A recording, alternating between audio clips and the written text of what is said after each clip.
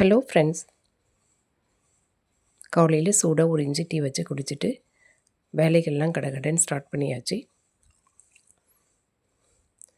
இன்றைக்கி உளுந்தங்களி தான் செய்ய போகிறோம். இன்றைக்கி ஸ்கூல் லீவு அப்படின்றதால பொறுமையாக உளுந்தங்களி செஞ்சு பசங்களுக்கு கொடுக்கலான்னு சொல்லிட்டு 1 கப் கருப்பு உளுந்து எடுத்துக்கிட்டு 1/2 கப் வெல்லத்தை தண்ணியில் கரைச்சி எடுத்துக்கணும். ஸ்டவ்வில் வைக்கிறதுக்கு முன்னாடி உளுந்த மாவு கூட வெல்லத்தை கரைச்ச தண்ணியை சேர்த்து கட்டிகள் இல்லாமல் நல்லா கிளறி விட்டுக்கணும். அதுக்கப்புறமா ஸ்டவ் ஆன் பண்ணி வச்சுட்டு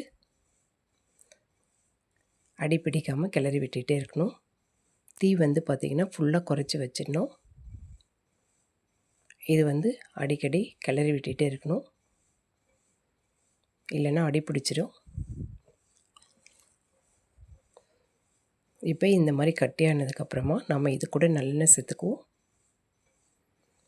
கொஞ்சம் தாராளமாகவே நல்லெண்ணெய் சேர்த்துக்கலாம்.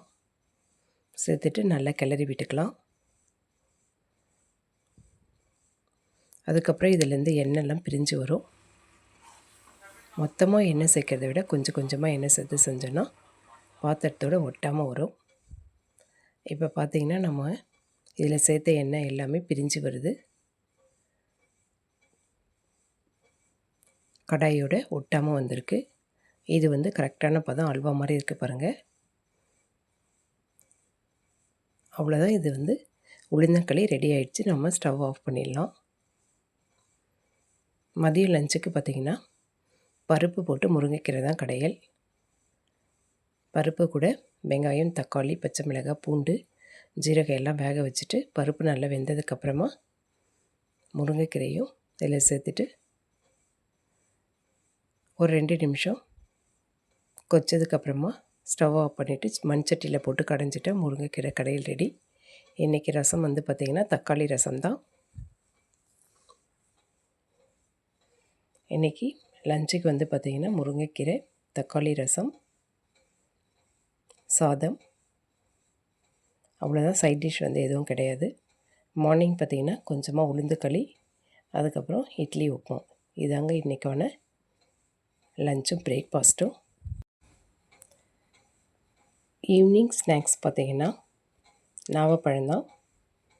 உப்பு, மிளகாத்தூள் போட்டு ரெடி பண்ணி வச்சுட்டேன்.